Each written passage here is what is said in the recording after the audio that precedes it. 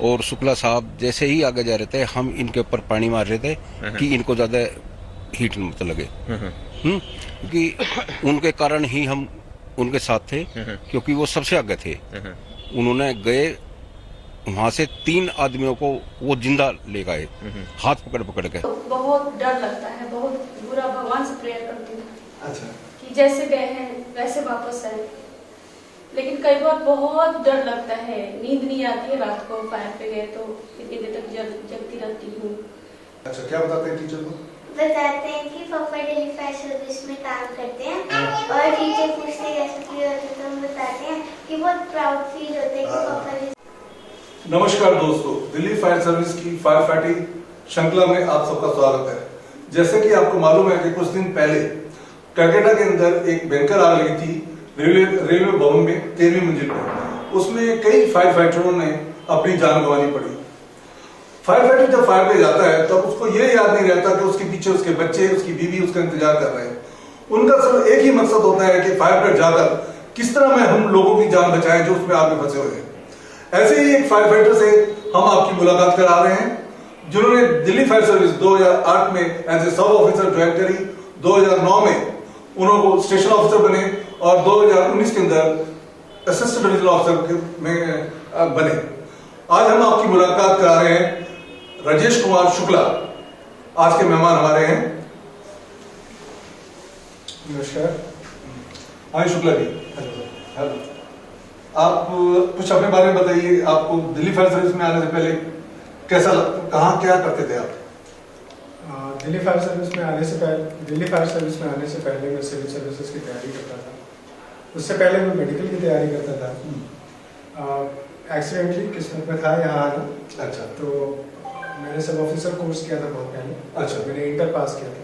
अच्छा, ISC पास करने के बाद अच्छा, सब ऑफिसर कोर्स किया। अच्छा, और उसके बाद से मैं बस मुझे कुछ दिखा नहीं, मेरा कोई भी प्रेडिसेसर मेरे फैमिली में, मेरे रिश्तेदारी में कोई भी फायर सर्विस में नहीं था। तो मैंने फिर दूसरे ऑप्शंस तलाशे। मैंने 1-2 जगह इंटरव्यू दिया, वहाँ हो गया। अच्छा, लेकिन सैलरी बहुत कम थी। अच्छा, उसमें भी आप फायरमैन के डिपार्टमेंट में जाना चाहते हो या कहीं और? नहीं, फायर नहीं, निर्मा, गुजरात में निर्मा कंपनी थी। अच्छा, मैंने इंटरव्यू दिया था, सिलेक्शन हो गया था। अच्छा, अच्छा, 1-2 जगह और दिया था इंटरव्यू, सिलेक्शन हो गया था, लेकिन मैंने ज्वाइन नहीं किया क्योंकि पैसे बहुत ही कम थे। अच्छा, अच्छा, और 3 साल का प्रोबेशन था। तो मैंने सोचा कि जब तक प्रोबेशन खत्म करेंगे तब तक ये इतने कम पैसे में गुजारा बड़ा मुश्किल है। हाँ हाँ। तो I started preparing for civil services. मेरी फैमिली चाहती थी कि मैं गवर्नमेंट जॉब में ही जाऊँ। मेरे माँ पापा यही चाहते थे। तो I started preparing for civil services. Delhi में ही तैयारी करता था। बट वही है, किस्मत को मैं यहाँ आना लिखा था तो ज्वाइन दिल्ली फायर सर्विस। अब जब दिल्ली फायर सर्विस में आया, कैसा महसूस किया जब आपने दिल्ली फायर ज्वाइन की? एक्चुअली बहुत ज़्यादा पहले पता नहीं था फायर सर्विस के बाद, जब तक मैंने कोर्स किया नहीं था। अच्छा, जब सर्विस ज्वाइन करा तो देखा कि जितना हम सोचते थे उससे बहुत ही ज़्यादा डाइवर्सिफाइड और मतलब एक ह्यूमन सर्विस का बहुत बड़ा मौका है। दूसरा, ये जो जॉब है ये आपके अंदर इंसानियत कितनी है, हिम्मत कितनी है, स्टैमिना कितना है, ये सब कुछ एक बार में टेस्ट कर लेते हैं। कितना आप दिमाग से काम कर सकते हैं, कितने दिल से काम कर सकते हैं, वो एज एन इंडिविजुअल वो आपको पूरी तरह से टेस्ट कर लेते हैं। अच्छा, अच्छा। तो आई लव द जॉब। शुरू में मैं आया तो it was all adventure for me. मेरी पहली कॉल जो है वो कश्मीरी गेट यहीं पे ऑटो मार्केट जो है, अच्छा, वहाँ पे थी। फर्स्ट टाइम होली का दिन था। अच्छा, और उसके बाद I attended so many fires. आज मैं लगभग 7,000 से ज़्यादा कॉल अटेंड कर चुका। अच्छा, अच्छा। So there has been a tremendous give and take from this service। और ये जो चीज़ है इसमें मुझे एज एन इंडिविजुअल और ज़्यादा सेंसिटिव बना। अच्छा, ऐसी फायर कोई आपने अटेंड करी हो जिसमें आपको मुश्किल पड़ी हो, कोई जब कैजुअलिटी वगैरह हो और आप उनको निकाला हो? मैंने अपनी जॉब में जो देखा है, मैं अपने आप को बहुत कर्मठ समझता था और बहुत ये समझता था, कभी कभी ये घमंड होता था कि हाँ मुझे बहुत एक्सपीरियंस है। लेकिन जो नेचर ऑफ जॉब है इसने मुझे कई बार पटकनी दी। अच्छा। और कई बार मतलब सिचुएशंस ऐसे हो गए कि जहाँ मैं बहुत ज़्यादा सीन्स को लेके, इनके डाइवर्सिटी को लेके, इसके कॉम्प्लेक्सिटीज़ को लेके कई बार इतने मेजर चैलेंजेस फेस किए हैं कि बहुत सारे यादगार कॉल्स हैं मेरे लिए। अच्छा, स्पेशली वो कॉल्स जिनमें मेरा ही आदमी फंसा हुआ है और मैं पूरी कोशिश करके भी उसको निकाल नहीं पा रहा। ओह, अच्छा, ये कौन सी फायर थी? ये उकाया बिल्डिंग के पास ज़्यादा दिन नहीं हुए, अच्छा, एक 1.5 साल के अंदर ही हुआ है। हाँ हाँ, यही मुंडका इंडस्ट्रियल एरिया में, अच्छा, उसमें क्या हुआ, क्या था? उद्योग नगर नाम था। हाँ हाँ, तो वो पूरी बैटरी बनाने की फैक्ट्री थी, उकाया बैटरीज आपने सुना जी जी ऐड किया था। जी, उसका major part of the building, मतलब 4/5 ऑफ द बिल्डिंग कोलैप्स्ड। ओह, अच्छा, और जब वो कोलैप्स हुआ तो हमारी टीम उस समय उस फायर को बुझाने के लिए अंदर घुस रही थी। मैं नहीं था और जो नियर बाई के स्टेशन से जो टर्मिनल के लोग थे, वो लोग घुस रहे थे और बिल्डिंग विद एन एक्सप्लोजन बैठ गई पूरी। ग्राउंड प्लस 2 बिल्डिंग थी, पूरी कोलैप्स हो गई, बेसमेंट भी था उसमें और दोनों तरफ हमारे आदमी जल गए। अच्छा, एक तरफ से तो मतलब बिफोर मेरे पहुंचने से पहले एक तरफ के लोग निकाल लिए गए थे और एक तरफ के जो हमारे जवान थे उसमें से 2 लोग बहुत बुरी तरह फंस गए। अच्छा, मैं जब सीन पे उतरा तो एक हमारे डिविजनल ऑफिसर हैं इनके चट्टोपाध्याय जी बाहर से सब कुछ शांत दिख रहा था, जी, लेकिन जैसे ही मैं उतरा तो उन्होंने जोर से मेरे को आवाज दी, शुक्ला हमारा आदमी फंसा हुआ है, बिल्डिंग गिरी है। अच्छा, उस समय तक मुझे मालूम नहीं था कि हमारी बिल्डिंग गिरी है। अच्छा, अच्छा, तो मैं जब ये सुनते ही मैंने सर कहाँ है, तो उन्होंने डायरेक्शन की तरफ इंडिकेट किया और मैं सीधा भागा हुआ। वहाँ जब बिल्डिंग के को क्रॉस कर रहा था, बिल्डिंग के साइड से एक्चुअली जो कोलैप्स हुआ था बिल्डिंग, बाउंड्री और बिल्डिंग का जो रबल मलबा था वो बिल्डिंग और बिल्डिंग के बाउंड्री के बीच में गिरा था और वहीं से हमारे लोग उस समय एंट्री ले गए जी, तो जब मैं उस जगह से घुस रहा था तो जो पार्ट कोलैप्स नहीं हुआ था, फ्रंट का पार्ट, वो पार्ट इंसिडेंट था, मतलब it was about to collapse. कई जगह उसमें क्रैक्स थे और उसी के नीचे से रेस्क्यू करना था। जब मैं पहुंचा तो मेरे पहुंचने से पहले ही वहाँ आरटी पहुंच गई थी रोहिणी की, और वहाँ उन्होंने उसको स्ट्रट से किसी तरह से लोड को सपोर्ट किया हुआ था ताकि ये गिरे ना, इसके ऊपर जो वजन आ रहा था उसको किसी तरह से सपोर्ट किया। वहाँ स्पेस बहुत कम था, बहुत कंस्ट्रेंट थे वहाँ पे। मेरे पहुंचने के बाद मैंने ये देखा कि ये लड़का और दबा जा रहा है, मतलब वेट और ज्यादा धीरे धीरे उसको किल कर रहा है, धीरे धीरे उसको और दबाता जा रहा है। अच्छा, और चूंकि बिल्डिंग का पार्ट जो लटका हुआ था, जो हैंगिंग था, वो ठीक हमारे सिर के बगल में था। अच्छा, अच्छा, मतलब पूरी 2 तल्ले की बिल्डिंग, माले की बिल्डिंग, हमारे ऊपर इंसिडेंट है, अबाउट टू कोलैप्स है। और स्पेशली लिफ्ट रूम का जो पूरा वायर और उसका लोड है वो नीचे गिर चुका था और वो ऊपर के हैंगिंग पार्ट को खींच रहा था। अच्छा, और उसके नीचे से ही रेस्क्यू करना था, उसके जस्ट बगल से। मैं धीरे धीरे महसूस कर रहा था कि ये लड़का अब दबा जा रहा है और मैंने और एक स्ट्रट मंगाया। थोड़ी देर के बाद एनडीआरएफ भी आ गई और मेरे सामने, मतलब हम ये महसूस कर सकते थे कि उसके जो बिल्डिंग के क्रैक्स थे, जो हैंगिंग पार्ट्स थे, वो धीरे धीरे वाइडन हो रहे थे। तो ये श्योर था कि ये और गिरेगा। और जहां ये लड़का दबा हुआ था उसके बगल में ही फायर बेसमेंट से ऊपर आ रही थी। अच्छा जी, मतलब देयर वाज डुअल चैलेंज, एक तो हैंगिंग पार्ट का और दूसरा नीचे बेसमेंट से फायर का। तो initially I entered the basement. मैंने ये सोचा कि अगर ये ना भी गिरे तो अगर ये फायर रहेगी तो हम इसको रेस्क्यू कर नहीं पाएंगे। तो मैं बेसमेंट में फिर भी घुसा। अच्छा, इसलिए घुसा क्योंकि, और घुसने से पहले मैंने वो वाइड क्रैक का मेजरमेंट, एक असेसमेंट ले लिया था कि इतना वाइडन है। फिर मैं ब्रांच लेके घुसा और I try to knock down the fire अंदर से घुस के, ताकि इसके ऊपर आग बढ़े ना। उसको नॉक डाउन करके फुली नॉक डाउन नहीं हुआ, लेकिन मैं जब बेसमेंट में था तो ऊपर से मलबा मेरे यहाँ पे गिरा, हॉट बिल्कुल जलता हुआ। तो आई अंडरस्टूड कि कुछ तो है और आई शुड लीव इट। शायद इस फायर का संतोष सिंह साहब ने जिक्र किया था, अभी मैंने उनका इंटरव्यू लिया था, वो गए थे इस फायर के ऊपर शायद? नहीं, वो रिटायर हो गए थे। अच्छा, शायद वो उससे पहले कोई फायर थी, वो कहते हैं शुक्ला अंदर रह गया था, फिर हमने कहा वो ओखला इंडस्ट्रियल एरिया। हाँ, उन्होंने जिक्र किया था इस फायर का। जी, उनके सामने ही गिरा था। हाँ, वो उस बिल्डिंग की क्लैप्स हो गई थी, आप उधर गए थे, उन कह रहे मैंने आवाज मैंने शुक्ला शुक्ला शुक्ला, कुछ देर बाद जब वो बाहर निकला तो हमारी जान में जा रही है। ये इंसिडेंट बताया था। ये हम ओखला इंडस्ट्रियल एरिया फेज 1 की फायर थी। हाँ। उस समय मैं सब ऑफिसर था और मेरी ड्यूटी जो थी वो ऑयल डिस्ट्रीब्यूशन में थी। अच्छा। मतलब दिल्ली फायर सर्विस का जो फ्यूल डिपार्टमेंट है उनमें संभालता था। तो मैं भी गया था वहाँ तेल बांटने के लिए, क्योंकि इट वाज अ मेजर मतलब बड़ी फायर थी। हाँ। वीडियो में हो चुकी थी। हाँ। तो मैं तेल डिस्ट्रीब्यूशन के लिए गया था। हाँ, तो आप अपने क्यों गुस्से जब आपकी ड्यूटी तेल ड्यूटी? मैं बताता हूँ। हाँ। तो मेरे नेचर, मेरे ऑफिसर्स भी मेरे नेचर को जानते हैं। हाँ। तो वहाँ पहुँचने के बाद मैंने देखा कि अब तक हम एंट्री नहीं ले पाए हैं, और हाँ। फायर हुए 6 घंटे हो गए थे। हाँ। 6 घंटे के बाद मैं पहुँचा था सीधे। तो AK शर्मा साहब थे उस समय डिप्टी चीफ फायर ऑफिसर। तो वो मुझे दिख गए, वो मुझे भी जानते थे। मैं कई बार उनको काम करता हूँ बेटा। तो मैंने कहा सर तेल बांटूं या फायर फाइटिंग से? तो उन्होंने कहा तेल और कोई संभाल लेगा? मैंने कहा सर ड्राइवर है वो संभाल लेगा। तो उन्होंने कहा ठीक है देख ट्राई करो। तो मैं उस वक्त यहीं पे इंचार्ज होते थे राणा, उस समय वहाँ नरेश राणा। तो मैंने देखा वो अकेला बंदा, उस समय लीडिंग फायरमैन थे। तो अकेला बंदा ब्रांच लेके और फर्स्ट फ्लोर से एंट्री की कोशिश कर रहा है।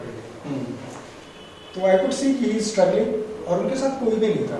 फर्स्ट फ्लोर पे अकेला ब्रांच संभालना, इट्स वेरी हार्ड। और मैं देख सकता, मैंने इनके सामने ही, इनके शर्मा साहब के सामने ही मैं सीढ़ी से चढ़ गया। भटनागर साहब थे, वो सीढ़ी के पास खड़े थे, लैडर को होल्ड किया। उन्होंने जिक्र किया था। तो मैं ऊपर चढ़ गया और मैंने राणा साहब को बोला कि आप नीचे जाओ, आप नीचे जाओ, मैं देखता हूँ उसको। आप बिलीव नहीं करेंगे, it was so hot inside.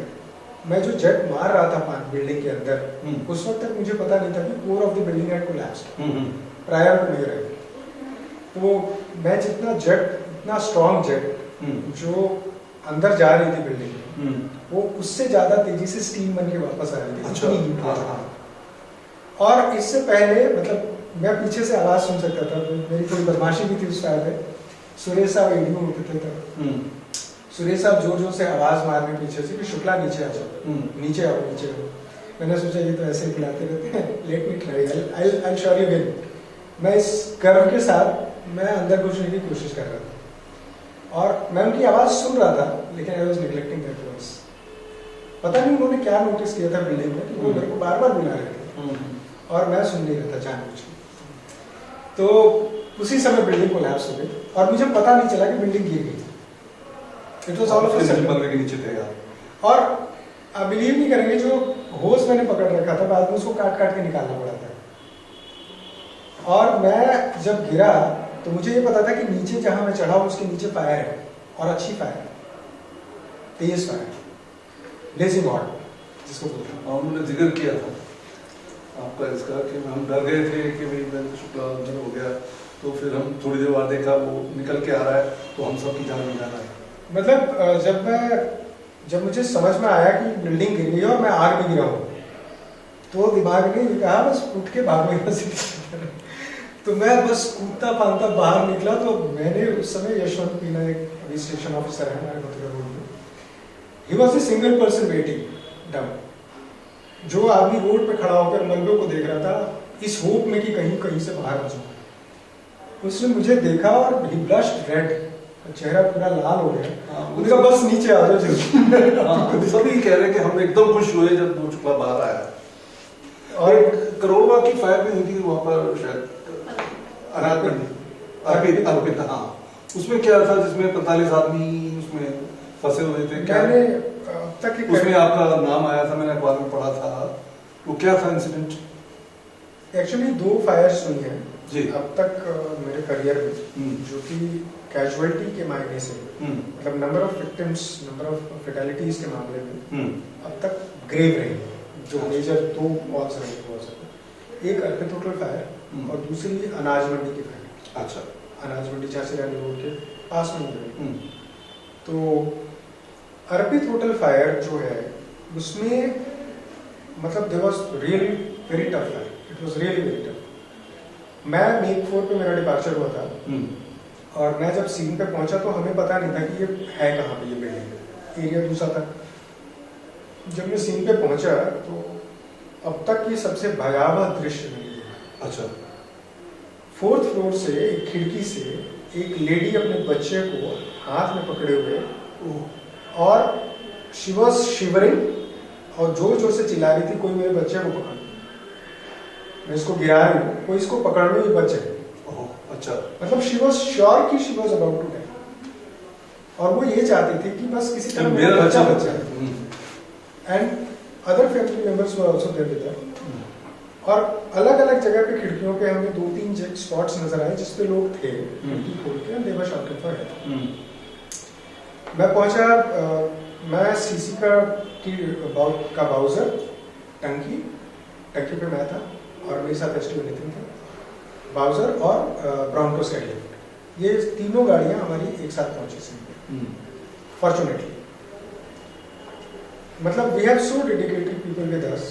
मेरा जो ब्रॉन्को का ड्राइवर था, सुरेंद्र, फायर ऑपरेटर है सुरेंद्र, उसने, मैंने नितिन और उसको दे दिया कि आप लोग ब्रॉन्को से ऑपरेट करो। एंड मेरी कोशिश हमेशा ये रहती है कि फायर वाला पार्ट मैं कोशिश करता हूँ कि कैजुअलिटी तक जल्दी से जल्दी पहुंच जाए, ताकि वो कूदने की जरूरत ना पड़े, या इन केस अगर मेरा कोई इक्विपमेंट उस तक ना पहुंचे, अप्लायंस ना पहुंचे, तो उसके पास बहुत कम टाइम होता है। तो मेरी कोशिश ये रहती है कि जल्दी से जल्दी मैं ब्रांच लेके उस तक पहुंच जाऊं, ताकि उसको एक कवर दे सकूं, बाकी चीजें हम बुझाते रहेंगे। तो मैं जब सीढ़ियों से, नितिन रेस्क्यू पे लगे और मैं सीढ़ियों से ऊपर गया, तो ऑलरेडी फर्स्ट फ्लोर से सेकंड फ्लोर, फर्स्ट फ्लोर पहले फायर शुरू हुई थी, सेकंड फ्लोर पे अवतार सिंह थे हमारे एसटीओ जो रिटायर हुए। Avtar Singh and his crew were trying to access the second floor, लेकिन फर्स्ट फ्लोर पे ही सीढ़ियों में इतनी तेज फायर थी कि वो लोग ऊपर जा नहीं पा रहे थे। अच्छा। मैं ब्रांच लेके, मैंने फायर ऑपरेटर से ब्रांच लिया जो उनका स्टाफ था, और मैं एडवांस कर रही हूँ। मैं जब सीढ़ी पे पहुंचा तो there was a body, very small body, छोटा सा, मुझे ये पता था कि ये बॉडी है। अच्छा। लेकिन ये नहीं पता था कि इंसान का है या एनिमल का है। अच्छा। It was so badly charred. So मैं उसके बगल में बैठ के फायर फाइटिंग कर रहा हूँ, बिल्कुल उसके साथ, बट मेरे पास इतना टाइम नहीं था कि मैं उसको, उस चार्ड बॉडी को हटाऊं वहां से। अच्छा। सिचुएशन को सोचा नहीं। तो मुझे समझ में आ गया कि इट विल टेक टाइम, क्योंकि सीढ़ी पे बेंड होती है और जितना कर्व होता है किसी चीज में, वहां पे पानी का जेट मारना डायरेक्ट फायर से पे बहुत टफ होता है। Actually you need a T. अच्छा। वहां पे आपको उसको टैकल राइट एंगल पे, अगर आपके पास स्पेस नहीं है तो उसको राइट एंगल पे काउंटर करना बहुत टफ होता है, क्योंकि हीट इतनी ज्यादा होती है कि आप वहां पे मुड़ नहीं सकते। तो अल्टीमेटली मैं बाहर आया, मैंने इनको बोला अवतार साहब को कि यू ट्राई फ्रॉम हियर, मैं दूसरी जगह से एक्सेस देखता। फॉर्चुनेटली मैं जब आया था तो एक सीढ़ी लगी हुई थी जो सेकंड फ्लोर से ऊपर तक जा रही थी। तो मैंने उस खिड़की देखनी शुरू की कि कहाँ से खिड़की खुली है। फॉर्चुनेटली जहाँ सीढ़ी लगी थी उसके पीछे ही एक खिड़की खुली थी जी, और मैं उसी खिड़की से अंदर घुसा। वहाँ ब्रांच मंगाई, अपनी टीम बुलाई और आई स्टार्टेड फायर फाइटिंग। हमने सेकंड फ्लोर बुझाया, थर्ड फ्लोर बुझाया, सेकंड फ्लोर। जो बच्चे को रेस्क्यू कर लिया था, कैसे किया? हाँ, वो जो नितिन और जो फायर ऑपरेटर था हमारे पहुंचने के बाद नन ऑफ द पीपल, 9 लोग खिड़कियों में थे, rescued all of them successfully. हमने गिन लिए थे कि कितने लोग हैं, कितने स्पॉट्स में हैं, तो नन ऑफ देम डाइड। और हम सेकंड फ्लोर से जो फायर फाइटिंग कर रहे थे, वो सेकंड फ्लोर बुझा के मैं थर्ड फ्लोर पे चला गया, और जस्ट जिस कमरे से मैं घुसा था, जिस खिड़की से मैं घुसा था, उसके बगल में ही पहली कैजुअल्टी हुई। And that was not born, it was that was an adult था, और he died due to asphyxiation, and most probably he died in sleep due to monoxide poisoning. इस तरह से फिर हमने बॉडीज निकालनी शुरू की, हमें बॉडीज मिलती गई, निकालते गए। मतलब ऐसी कंडीशन थी कि एक बॉडी ऐसी थी जिसको हम उठा नहीं पा रहे थे। Skull had burn, skull burn हो गया और ब्रेन से रस्ट पक गया था। बहुत ही हृदय विदारक दृश्य होता है। अनाज मंडी की फायर पे आई हैड इंफॉर्मेशन कि एक सिंगल आदमी कोई अंदर है। अच्छा। मैं भी मेक 4 पे पहुंचा था इनिशियली, झांसी रानी रोड फायर स्टेशन पे टर्न ऑफ था वहाँ पे। मेक 4 पे जब मैं पहुंचा तो हम आराम फायर फाइटिंग कर रहे थे, हमें पता नहीं था कि अंदर कोई है। कैजुअलिटी का हमें कोई सूचना नहीं। कोई ट्रैप्ड है, इसका कोई कहीं भी कोई जिक्र नहीं था। अच्छा। तो सेकंड, थर्ड और fourth floor, ground plus 4 building थी, सेकंड, थर्ड और फोर्थ फ्लोर पे फायर हुई। और जब हम पहले सेकंड फ्लोर हमने बुझाया, उसके बाद हम थर्ड फ्लोर पे गए। थर्ड फ्लोर में फायर फाइटिंग के लिए एक्सेस कर रहे थे, दरवाजा तोड़ रखा है, अंदर घुस रहे थे। और उसी समय कोई बाहर का बंदा आया और उसने कहा कि सर एक आदमी जो फोन पे बात कर रहा है और कह रहा है कि मैं यहाँ पे ट्रैप हूँ, अच्छा अच्छा, पीछे की साइड में, मुझे बचा। इतना सुनने के बाद it went to another scale. Life casualty है, बात कर रहा है, मींस ये तो है कि he can survive another 5 minutes. इसका एक असेसमेंट था मेरे पास। तो इमीडिएटली मैंने ब्रांच में से ब्रांच छीना, कॉरिडोर को पहले साफ किया जहां से मुझको एक्सेस करना था वहाँ। अच्छा। उसको नॉक डाउन करने के बाद अंदर से फ्लेम्स, 2 रूम्स थे, उनमें से बहुत तेज फ्लेम कॉरिडोर में आ रही थी जी। तो मैंने फायरमैन को कहा कि जस्ट कवर मी, बस ये फ्लेम जो सामने आ रही है ये और अंदर कॉरिडोर में नहीं आनी चाहिए, कॉरिडोर में फर्दर फायर नहीं होनी चाहिए। और आई डैश्ड इन अच्छा। Inside the dark zone. पूरा मतलब इट वाज वेरी अननोन, आपको पता नहीं होता है कि अगला स्टेप आपका कहाँ जा रहा है। It's so dark. और मैं घुसता चला गया, 60-65 फीट लंबा उसका कॉरिडोर था। उसमें अल्टीमेटली मैंने रीच द डेड एंड, तो वहां से फिर मेरी दूसरी इंद्रियां भी चालू हो जाती उसमें। अच्छा। तो I heard some creaking voice, very creepy. तो राइट साइड में मैंने रूम का दरवाजा मिला, छूता, अंधेरे में छूता हुआ। उस समय मैंने BSF नहीं करना, ब्रीदिंग एपरेटस सेट उस समय नहीं था। अच्छा, बिना ब्रीदिंग एपरेटस के गए? बिना ब्रीदिंग एपरेटस के, सिर्फ मैं कहता कि एक आदमी को तो मैं कैसे भी खींच लूँ। अच्छा। ये कॉन्फिडेंस था मेरे। When I entered that room, मतलब साउंड ऑफ डेथ क्या होता है मैंने उस दिन देखा। अच्छा। लगभग इतना ही बड़ा कमरा था जितना आप देख रहे हैं, इससे थोड़ा बड़ा हो। And the whole room was filled with murmuring sound. मैं एक आदमी का सोच के गया था। अच्छा, तो वहाँ कहीं थे?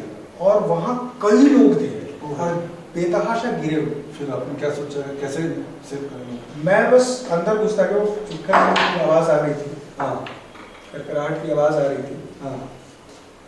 वो फॉर्चुनेटली हमारी एक दूसरी टीम पीछे से ग्रिल काट रही थी। अच्छा। SPM की टीम थी, श्यामा प्रसाद मुखर्जी उसकी टीम। उसके बाद क्या हुआ? तो फॉर्चुनेटली जब मैं अंदर घुसा उस रूम में, तो तब तक मेरे हालत खराब हो चुकी थी, because I was not able to breathe। लेकिन मुझे आउटलाइन में, उस विंडो के आउटलाइन में जहाँ पे वो करकराहट की आवाज़ आ रही थी, तो हमारी दूसरी टीम पीछे से ग्रिल काट रही थी उस विंडो में। एंड फॉर्चुनेटली मेरे पहुंचने से पहले उन्होंने 2-3 दुबले पतले लोगों को निकाल दिया। अच्छा। पीछे गली थी और दे टूक अ वेरी मेजर रिस्क। उन्होंने एक टूटी हुई लैडर लगा के और किसी तरह उस लैडर पे लटक के उन्होंने वो काटा। अच्छा। मैं जब पहुंचा तो मैंने आउटलाइन में, विंडो के आउटलाइन में 2 लोगों को अपनी बारी का इंतजार करते देखा, because they were further widening the grills, उसको और काट रहे थे ताकि मोटे लोग, 2 लोग जो थे उसमें वो निकल सके। बाकी लोग फर्श पे गिरे हुए थे। मैंने फटाफट इन 2 लोगों को लिया, मैंने अंदर वहाँ जाके इशारा किया कि आप लोग रुको, रिहा कीजिए। हम लोग पहुँच गए, नाउ विल एक्सट्रिकेट। तो फटाफट मैंने 2 लोगों को हाथ पकड़ा और वो लाइन में चलते हैं हमेशा इस तरह के सिचुएशन में, उनको साथ लेके बाहर निकला। बाहर निकलने के बाद मैंने फिर दूसरे और 2 मेरे स्टाफ के लोग थे, उनको जल्दी से लिया, एक और लड़के को, और भी तब तक BSF आ गए थे। अच्छा। फॉर्चुनेटली हमने BSF पहना, तब तक मैं भी बहुत एग्जॉस्ट हो चुका था। फिर पहना, फिर गया अंदर। कितने आदमी रेस्क्यू किए आपने? उस समय 12 आदमी उस रूम में थे। अच्छा। और 3 जो पीछे से निकल चुके थे, टोटल 15 आदमी उसमें। अच्छा। तो 12 आदमी हमने निकाले। इसमें आपको थोड़ी चोट भी आई थी कुछ? जब कैजुअलिटी निकाल रहे थे तो जो दरवाजा हमने तोड़ा था, हाँ, वो लोहे का था, तो हाँ, उसके कोने से मुझे लगा था। अच्छा अच्छा अच्छा।